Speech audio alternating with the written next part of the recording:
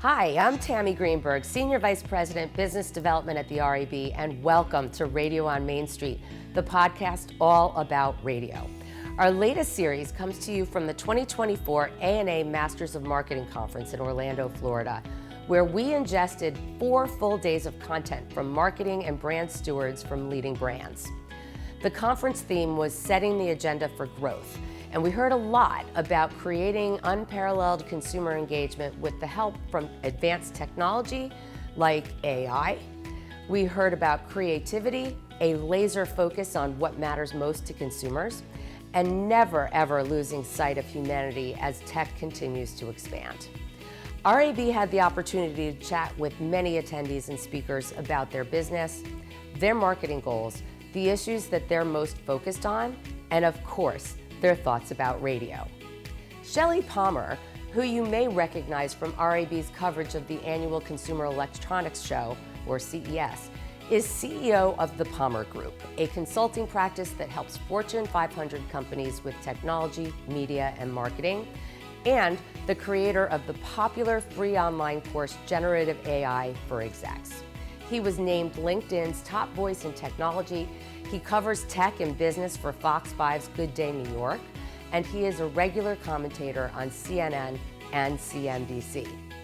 RAB's president and CEO Mike Hulvey kicks off our ANA Masters of Marketing series with an interview that is insightful, exciting, and maybe even a little bit scary about how AI is transforming marketing. Radio on Main Street at the ANA in Orlando, and an old friend to Erica Farber, and an old friend to radio. Welcome. Thank you. Good to be here. Tell us what some of your early indications are from the 2024 version. This is certainly not your first ANA. No, it's definitely not my first ANA. It's an exciting time, right? The media business is a little bit upside down. It's experiencing headwinds, to be as polite as I can, that it hasn't experienced in a long time. They've been foretold for decades, but they're here now, actually. And that's also in the context of a lot of really interesting new technology. A couple of letters, I keep forgetting what they are. Something with an A. Yeah, anyway, at the end of the day, all kidding aside. Can I give you an eye? Yes, seriously, I can buy one. At the end of the day, we're in a place where we are sharing our business with intelligence decoupled from consciousness, and I don't think everybody is fully prepared for that right now. So it's a really interesting time. The other thing is the filter you need to be walking around the ANA, and truthfully anywhere in the business right now, is a more technologically sophisticated filter than you've ever needed, because the amount of snake oil being pushed with the letters AI surround, you can literally smell the paint drying on the signs that say AI on literally everything, and it's getting annoying. There was a comment made in one of the earlier sessions today that only 36% of the ad investment actually reaches the consumer. Yeah. What was the takeaway for you from that comment? And do you agree with that? I think it's less. I actually think it's a lot less. If you truly segment the audience, there are people generationally, they are probably 55 to dead, who have media behaviors that are only slightly changed in the last 20 years or 10 years. But if you watch Gen Alpha, Gen Z, trailing edge millennials, even that old, the entirety of the way that they interact with the world is different, and to carve out advertising misses the point. If you want to get a message to somebody under the age of 30, you can't use any of the tools that anybody over the age of 30 grew up with. So whatever your own point of view is, whatever your own lens is, unless you are rigorously willing to understand the data and believe it, and actually, follow the data, you are going to be in a place you shouldn't be. And go watch a millennial, no, not even millennial, younger, go watch somebody under the age of 25 make a decision they're not looking for leadership. They're going to self-serve, and they self-serve through a very specific routine. And while they slightly vary, there'll be some social proof involved. There will be some of their own, quote, research, which is a different, that word doesn't have the same meaning that it does to others, and it's certainly not rigorous academic research. It's research that gives them a comfort level for the confirmation bias they seek. And so, unless you understand the tool set that needs to be deployed to get to this person, whatever your message is, isn't getting there, no matter what the message is, advertising or not. So I think that number is probably generous to the advertisers compared to the amount of bot traffic that we live with right now, compared to the amount of social behavior that has changed. And by the way, anecdotally, no data to support this whatsoever, I can tell you that if you talk to people our age, and I'm making a bold assumption, so forgive me. Don't be distracted by the hair. Our generation, and we grew up with a very specific set of technologies. Right. These behaviors are changed. I have friends who will tell me they get into bed instead of turning on the television, which is a behavior that they literally learned in childhood. So this goes 30, 40, 50 years of behavior, and now they are opening their handhelds, or opening their phones, and they are doom scrolling for the dopamine hit, for the same dopamine hit that the kids are seeking. And you would not expect a TV baby writ large to change behaviors 50 years, 60 years into the behavior set. You wouldn't expect it. And I don't have any hard data to support that, but everybody I talk to, the first thing you talk about is, should the grandchildren or the children have a cell phone, and at what age? Should they be restricted in something? Then you get into what should they study, because AI is going to change the world. Then you get into their behaviors are different. And then as soon as you get into that, and then that conversation leads to, I like TikTok too. It's like, wait, what? You're a grandparent. What do you mean you like TikTok? Oh, no, every day I'm just like...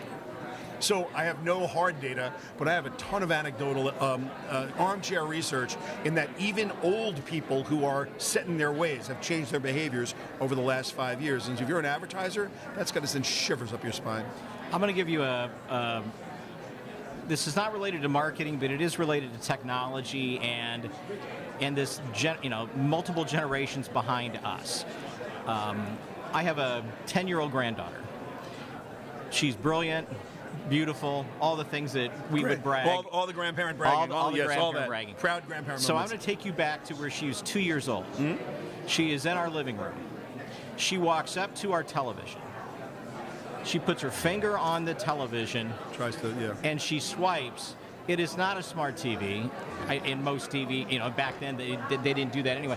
But she stopped. She turned around and she looked at my wife, her grandmother, and she said, "Grandma, it's broken." Like at 2 years old. So this goes back to the comment that you made earlier about how quickly these things are changing, and as marketers trying to catch up to that. I think marketers have a harder job now than they've ever had. Fragmentation has been a story for 25 years, and each year we've had new technologies to deal with it. Then there's attribution, because people want to invest their dollars properly, or what they believe is properly. And there are very smart people who will be seduced by pure numbers. The thing is, all these numbers are a proxy for only one thing: driving velocity at retail or growth. So what you're trying to do is figure out some probabilistic math that informs an investment decision to get you the highest possible return on your advertising dollar. So, okay, if my return on advertising spend is calculable, then I'm going to try and find the reductionist mathematics to allow it. We live in that world. Like, that's the probabilistic math of media planning and buying. And then procurement gets in the way, and they buy the cheapest CPM, completely throwing out the idea that creative is associated with it. And like, all the things that are wrong with the business have been wrong with the business for a quarter century or more. We're in a new place. And I would say within very short order, because it's already starting to be deployed, we're going to go from curation to generation. And what I mean by that is we have been curating content for 3,500 years. Right person, right time, right place, right message.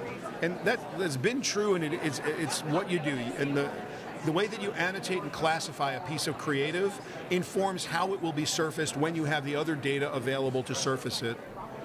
And there's a lot of cost in creating the original content, and there always has been, and there always will be with original content.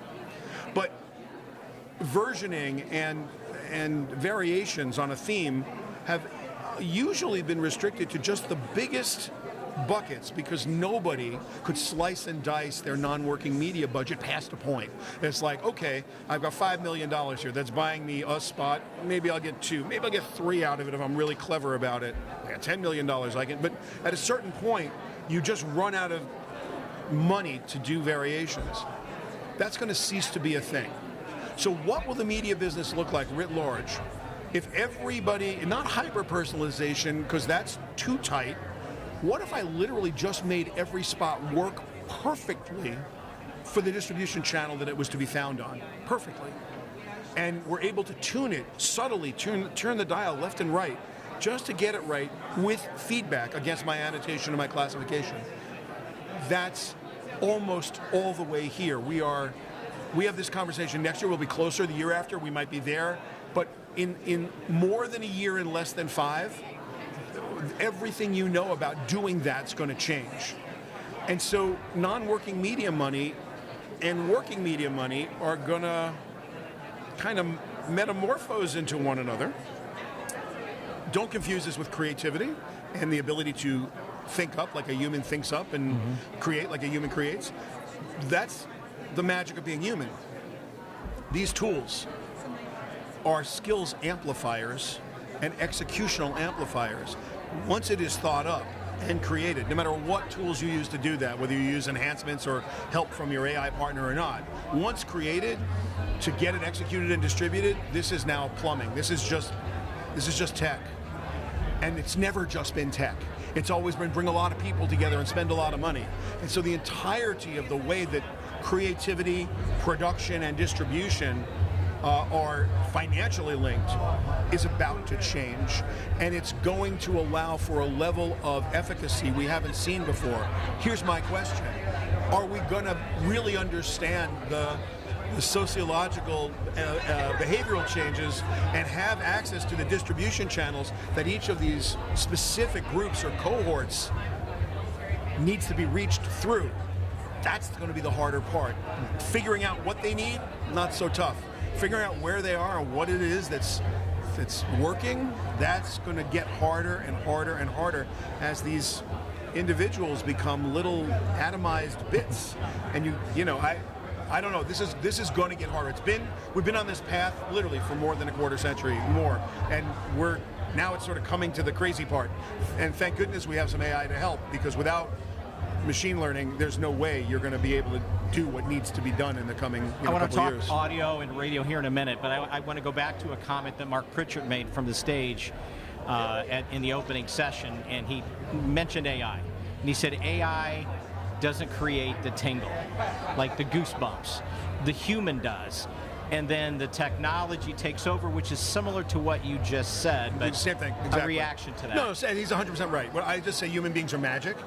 Yeah, I've been writing music since I was a kid. I have, I don't know, something like 5,000 pieces of music in my ASCAP catalog. I don't know how many radio ID campaigns. I mean, I go back past TalkNet. Like, I mean, we're going all the way back to when, Sally Jesse Raphael and Bruce Williams. Yeah, and those guys. Tom Snyder, may rest in peace. I mean, yeah, I've been writing for radio for a long time, writing for television for a long time. Creativity has nothing to do with what we're talking about. Human beings are magic, and being able to create something is what people do. But when you finish the Tom Snyder theme, or the Sally Jesse Raphael theme, or the TalkNet theme, or the AP radio theme, or the WR radio theme, I go on and on and on. When you finish that, there are 800 cuts that have to be orchestrated, arranged, and produced in every length. You have the 23+7, you have the 15+5, you have you have all of them, right? And then you also have all the variations. Well, I need the Killer Chickens one for the news thing, and I need the, Bear is going to scare the Boy Scouts the theme, like for that promo. So you got like 75 different promo beds you have to write. all of that work is algorithmic. Even for a musician who's trained, there are rules you follow. Well, you know another device that can follow rules real well? Computers. Right. So the executional part will be done mechanically. And let's face it, when you put dialogue and sound effects over a promo bed, you feel the promo bed. You're not listening to it. It's just, and the tag is important. Well, the tag a person wrote. Right, da da da da da da da da da. A human being wrote that. I happen to know who it was. but everything that happens up to that point, the drone that's to scare you, the 2 little hits that tell you that the ambulance should be coming around the bend right now, all of that in the promo, it's plumbing. And can I say that I would do a better job than AI? Yeah, I'd do a better job than AI if I go to do that right now. I would and I do. Would a client know that? It's the same client who would go to a stock music library and grab a piece of stock music instead of having an original track, and that client is just as happy to have something created by a machine that will give the feeling they need. So in a production environment, we're not talking about creativity. We're in the production business. We run music factories. We run voiceover factories. We run commercial factories and promotion factories. We run tune-in promo factories. And we're under immense pressure to do it at the lowest possible price and get it out the door. How topical can you make your topical promo? Well, I can make my topical promo 10 seconds old if I want to now, and that wasn't possible 5 years ago. So if you look at it from a radio owner's perspective, if you look at it from a station owner's perspective, creative services director's perspective, show producer's perspective, talent perspective, I can up my game in a way, again, skills amplification. I can up my game in a way I could never up it without these tools. And yeah, some people are not going to be working, but those people they're not able to do this work at this speed. But one promo producer, super skilled in the art of partnering with AI, will be able to do the work of several promo producers or elevate the game and pull in the ratings that one would desire, and then the extra money to justify the time and energy and maybe fight above their weight. Tool is the word. In our time's getting shorter, I want to talk about audio. Yeah, let's go. And again, and you've hit on some very important points about the strength of audio in the ecosystem and radio in particular. How do you see the future? I think you're going to see AI music generation take a giant portion of the production music business. I think we're going to see it take a giant portion of the promo business, B-roll, interstitials, background actors and extras, voiceover. I think you're going to see that everywhere. Dubbing into every language, both just audio and audio video. You can see this happen faster than most people believe it will happen, and slower than it probably could. So there'll be some pushback. A lot of licensing and business rules have to happen, and so there's going to be immense negotiation going on as people try to fight for the things that they believe they belong to them. This is going to be a pretty vicious fight, but big tech is going to win, as it always does. Big business will allow big tech to win because it's financially correct for them to do that. It will enhance shareholder value, and shareholders are why all the business owners are in business. So that's the future that we see. It will be a negotiated future that comes, like I said, in little bits where it's very obvious. Are we ever going to get to a point where you have a complete radio show that somebody would be willing to listen to and feel was good programming, done from a prompt? Why would you even think that was important? Like that's asking the wrong thing from the tech. We know all the components that make a great show. We know that there are very few people at the top of the triangle, top of the pyramid, who are capable of storytelling at the level we want to tell. We're capable of holding an audience. We're capable of creating a soundscape that we want to put ourselves into. You're telling me that I can't have AI sweeten my final mix or can't master my mix? You're crazy. Of course it can. That's not the creative part of the show. Right. That's somebody who's uniquely talented, that we're going to understand what they do. Why are we having to re-equalize this show? Why are we having to compress this? Why are we having to do all the signal processing? And the answer is because when we were originally producing it, we weren't concerned with that. past the point. Yes, we needed to understand what we were doing, but we were busy telling our story. And now someone's going to post-produce this. Well, if that process gets automated, yeah, a whole bunch of people are going to be really sad. But a whole other bunch of people are going to be, oh, great, press a button. Now it's done. I can ship right now. So instead of 4 more days of waiting to mix and sweeten, I finish my production. I press a button, one listen through, notes from the senior producer, and it's out the door. That's more likely the workflow and process than type something and the show goes out the door, which is not to say, sadly, that people aren't going to type a thing and have a show go out the door. If people, and this is the part I don't know, and nobody knows, anyone who says they know this is lying. If people don't hear a difference, there's no difference. But I believe people will hear a difference. And where they do, where you get Joe Rogan as opposed to, Joe Schmo, right, you're still going to have a business. And it's going to be a great one. All right, 2 questions.